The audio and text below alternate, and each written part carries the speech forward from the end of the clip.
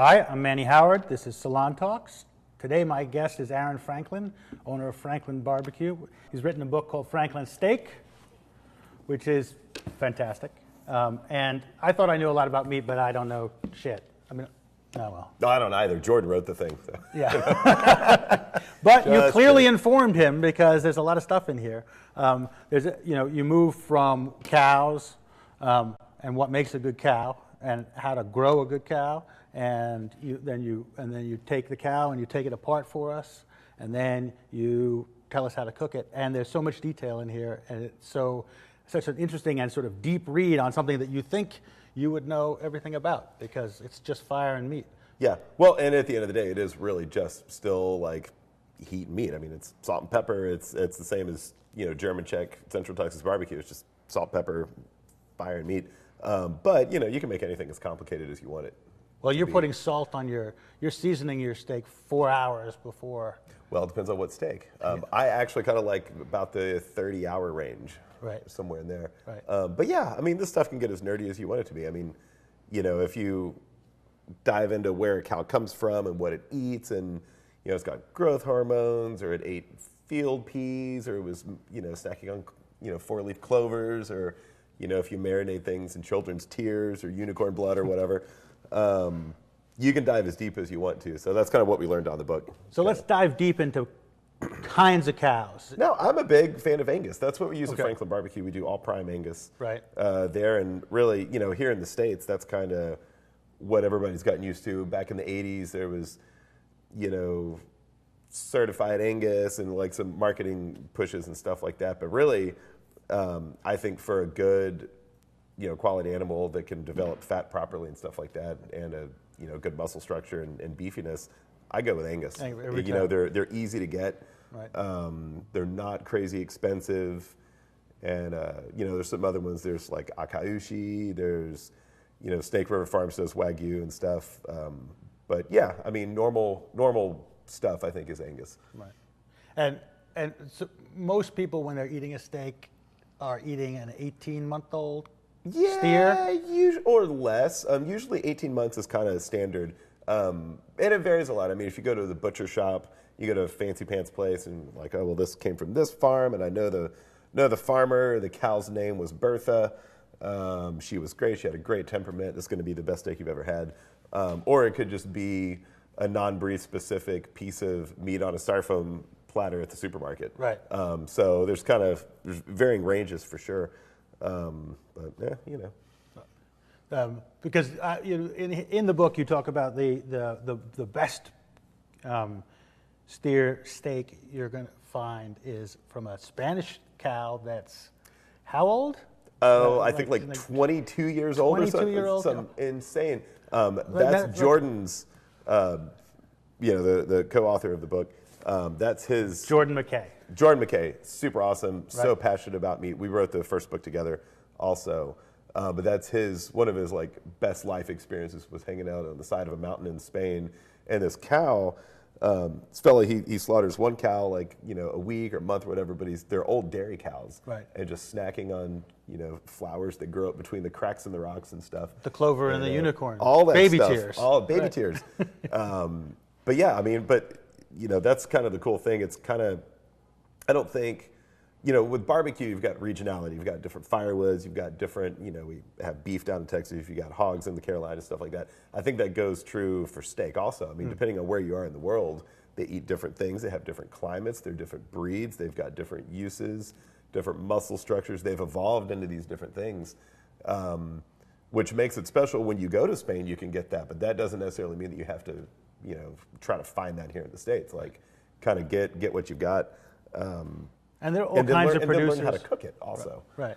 And there are all kinds of producers, regional producers. We list some out in there that you can get a mail order, get online, you can have them shipped. There's Crowd Cow, which is a really cool one. There are a ton of them. I mean, Snake River Farms, one of them. Creekstone is a good Angus supplier. Yeah, there's some really cool stuff. If you've got the money and you really want to, you can. Right. I'm lucky to live down right in the middle of Texas, so we've got a ton of good farms down in there.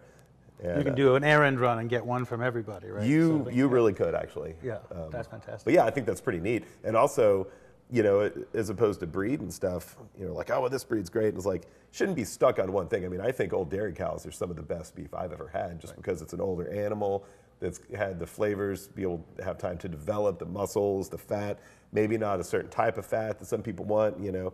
But yeah, that's neat. And then to be able to look at a piece of meat and be like, oh, I need to cook this hot and fast, or I need to temper it, or I want to salt it overnight, or I want to smoke it and then grill it off later. Just to kind of like know what you're looking at, I think is a pretty cool thing. Now you're known. They see you coming. Your suppliers. They know you want an old dairy cow. Well, how do I get an old dairy cow? Like, is it difficult? I don't know where you would rustle one of those up. Yeah, in Brooklyn. In Brooklyn, yeah.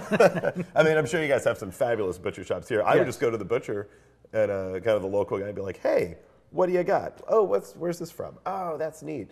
And they'll have favorites, and they change all the time too. Right. I mean, one week you might get a great piece of meat. The next week it might be really lean. Maybe they didn't harvest properly on time. Maybe it got cold outside. Right. You never know. It's a moving target. Right. So you have the steer, and you have a variety of choices and a variety of ages and all that stuff. In order to get a steak, you got to take that steer apart. Yep. Right. And in the book, you talk about two different ways to do it. Or you talk about the way that was sort of accepted here in the U.S., which is a couple of different steaks, and you name, you know, the headliners, the marquee names, right, which are like ribeye, New York strips, fillets, sirloins, I guess. I mean, the porterhouse kind of was all that stuff, right? And then you have the butcher's cuts, which are cuts that people don't really associate, but they but those are the ones that I like. I mean, because they have great value, right? Yeah, I mean, typically they're cheaper. A bavette's probably one of my favorite steaks, just texturally. And here it's called a flap steak or flat meat here in the States. In France, it's a bavette. Or like hanger steaks are really great, little flat irons and stuff like that. Right. But that kind of goes in with, you talk to your butcher, know your butcher. Right. So you've got about 11, right? Say, I'm just guessing. You put the butchers together with the marquees, and you've got about 11. In Europe, and they're always trying to come up with new cuts too. Yeah. I mean, people are always really, because you've got so many muscles in an animal, and it just depends on, you find a seam and you kind of cut through it and that's called seam cutting, and that's a different, right? I mean, that's a tradition that's like European, right? It's a style. I mean, it's here now, but it sort of disappeared for a while. Is that the right way to think of it? I don't know. I think it just depends on where people learn and kind of, you know, butchery's evolved quite a bit over the years. Yeah. Because I once had I once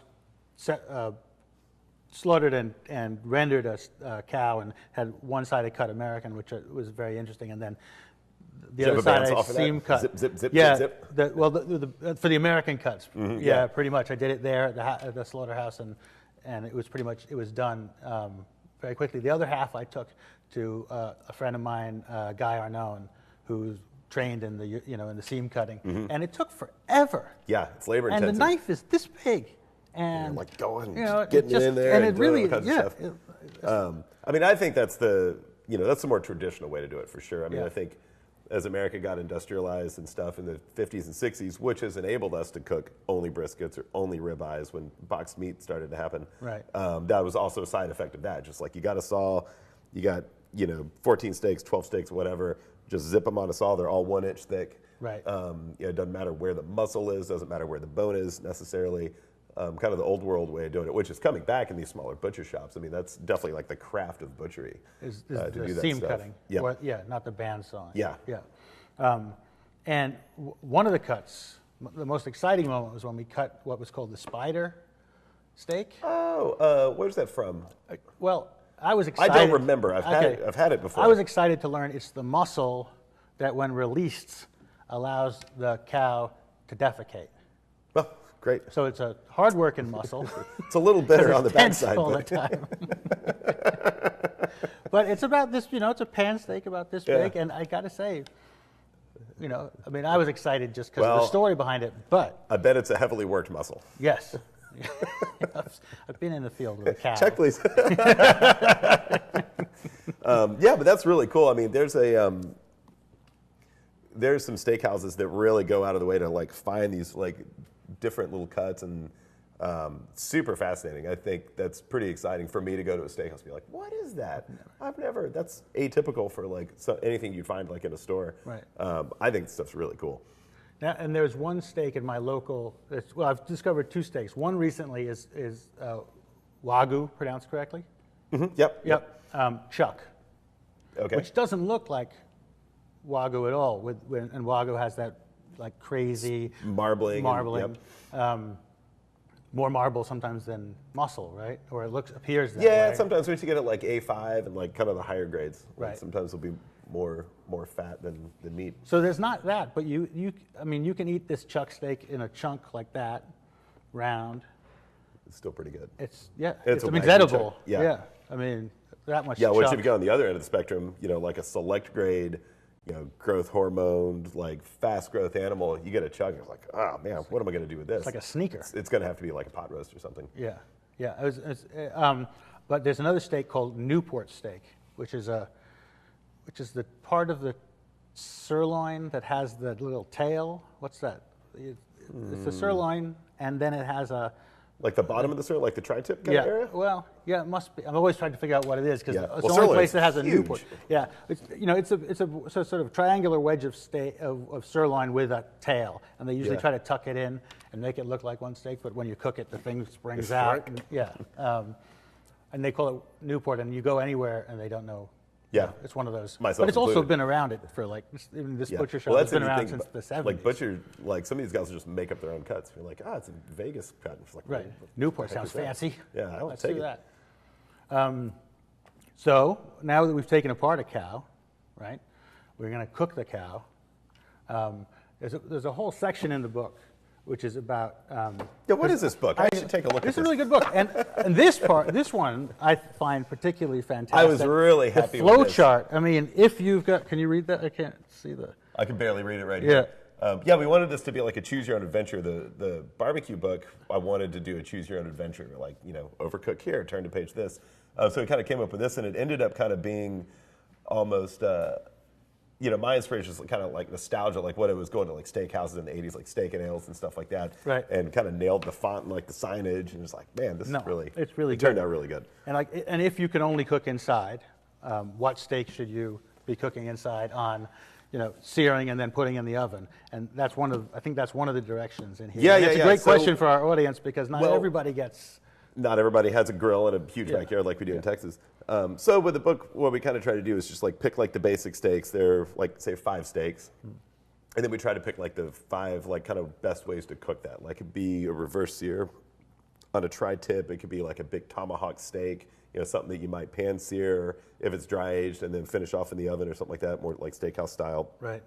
Or like a strip which takes to the grill really well, or like all these things are like buffets, But I mean, normally, like in a small kitchen, depends on how well your vent hood works too, I guess. Or if you have a big fan, sucking fan by the window. Yeah, exactly. Which I which don't you then at home. Windex the grease off of. We have to cook outside. Yeah. But yeah, I mean, I think like smaller steaks, something that obviously you can fit in a pan. But I think that gets in I think that's absolutely the best way to cook a filet, which a lot of people are kind of like, fillets, there's no fat. I really love a filet. You do? That's like cooked well. Okay. I mean, fat doesn't necessarily mean it's like a great steak. Like it can totally go both ways. Okay, you heard it here. Marbling, fat is not flavor. Well, fat's not necessarily marbling either. I mean, there are different types of fat out there. I mean, you've got like subcutaneous fat. Right. A lot of people was saying like, I got this, big ribeye or whatever, and it's got a, like a layer of fat on it. Right. But it might not be grated well. It might not have intermuscular fat. It might actually have marbling. So, all those things kind of cook differently. But yeah, a well marbled filet and cook it in a pan with a little bit of butter. Right. So good, super good. So I'm going to go back to my headline, which is fat does not equal flavor, right? But wait, then I'm going to nuance it a little bit. But it does make a delicious and a better steak. Absolutely. For another reason. Well, another reason because it lubricates the meat fibers. Right. I mean, you don't want to eat a piece of leather. Right. It's nice to have some marbling in there. Right, and the great point of the book is if you took that meat and put it in your mouth, it wouldn't taste like a great steak. No, it's the fat that kind of, and different flavors stick to fats and different flavors stick to proteins and stuff. But yeah, I mean, you should always, just by rule of thumb, just kind of pick the best marbled piece of meat you can. Right. Kind of the idea for the book is that there's no like one cut that's always great. Like, oh, I'm a ribeye guy. It's like, be a little open. If you go to the market and maybe the ribeyes don't look so good, you kind of look around and be like, oh man, what is that thing? And you could hopefully be able to recognize a piece of meat at the supermarket or at the butcher shop or at Whole Foods or wherever. And be like, oh, well, that has good marbling. And even if you don't know what it's called, you know, you can look at it, hopefully after reading this book, or hopefully maybe you know anyway. It's like, okay, so it's thin, it's got, you know, a certain grain to it, it's got to shrink like this, I want to cook it like this. And regardless of name, or hopefully it's inexpensive too, right. Just to kind of know how to cook it, know what to do with different things. Right. So that's kind of where the choose your own adventure comes in to the book. It's like, okay, well, I know how to cook a big piece of meat, I know how to stage things out. If I got a bunch of friends coming over, I can cook them a couple hours early, let them hang out, pick them up on the grill later, or I can do smaller steaks in a skillet. I can par cook these a little bit. I can start them in the oven. I can finish them in the oven. We kind of have some different techniques to kind of like guide you through not having to stick to like a New York strip every single time. Right, right. Like, get what looks good. But if you did need to grill, you guys recommend the PK grill? I love the PK grill. Can you give very brief history of the PK grill? 1958, I think, is when it was first. 57, 58, somewhere in there. So they're made out of Little Rock, Arkansas, and they're made out of aluminum, which right off the bat, I feel like for years I've been buying grills, you know, and then 2 years later the bottom rusts out because I'm really bad at cleaning grills. Like, you get done grilling, it's like, let's eat, and then you have some beers, and then you go to bed, and then you grill don't again. clean it until a week later when it's like, oh man, I should have done this. But they're made out of aluminum, so they don't rust, which is super cool. Conducts heat really well. They're made, you know, domestically, so you can just call the companies like, hey, I need some grates. I need, you know, replacement leg or whatever. They'll ship it out. It's super great. But so it's aluminum, but it's also a squarish shape. Right. And I really like that because since, you know, work at a barbecue restaurant, I always have post oak. That's what we cook with down there. Our indigenous white oak of Central Texas. But I like that you can zone it out because it is square. You can put a little piece of wood in there, put your coals, have a really hot spot, have a cooler spot. You can put a log this way, always have a safe zone to go. Because if you're cooking at a restaurant, got your hot spot, you know, you kind of have different heat zones on there. So, you know, a certain steak, maybe you want to get a good sear, maybe you want to let it settle down a little bit, let the inside kind of keep cooking a little bit, or maybe you want to do it the other way, start it off slow, finish it off fast. Right. And as coals naturally die out, you lose heat, so that kind of gives you a really hot spot, and you can just kind of move around a lot. This formation that you've just talked about is called, Jordan's called it. Jordan has called it the Franklin formation. And I would take the credit, honestly. You know, it is my name, I guess. Yeah, and your formation. So it's a piece of the white oak, yep. right? Or and whatever you've got. I mean, depends on where you live. The wood, and then another sector, which is the charcoal, and then a blank spot, right? Which is maybe not a blank spot. You might just rake the coals out. Depends on what you're cooking or how much room you need, I guess. Okay. But yeah, I mean. And what does the wood do? I understand that sort of different temperatures thing. Is the wood part of that different temperature I think it is. I like, you know, because I don't really want to smoke a steak. I work around smoked meats all the time, and, you know, like certain smokes kind of adhere to fat a little differently and have different flavors, and combustion temperatures taste differently and stuff like that. But I do like just a little bit of a light oakiness or smoke on kind of leaner steaks. Right. You know, I don't necessarily do ribeyes like that, but like, you know, strips, bavettes, you know, like kind of leaner steaks. Some of that smoke really picks up, but you can just kind of have like a little wisps of smoke coming up and just kind of get some extra flavors in there. That's great. And hopefully, you know, I prefer to use wood coals anyway. I usually use all natural lump charcoal, or briquettes rather. And that's an important distinction, actually, because the not pure ones are like a bit of a mess, and they're hot in a way, right? Really hot, but it's the chemicals in there. I mean, that stuff kind of doesn't taste real good to me. Yeah. But that was one of the experiments that we did in the book. You know, just like burning down a wood straight to coals, shoveling the coals over, which takes a tremendous amount of fuel, would take hours. No one's really got time for that, but they do taste better. Yeah. You can really tell the cleanness in that heat source, as opposed to all natural briquettes, or even just like something that's not all natural.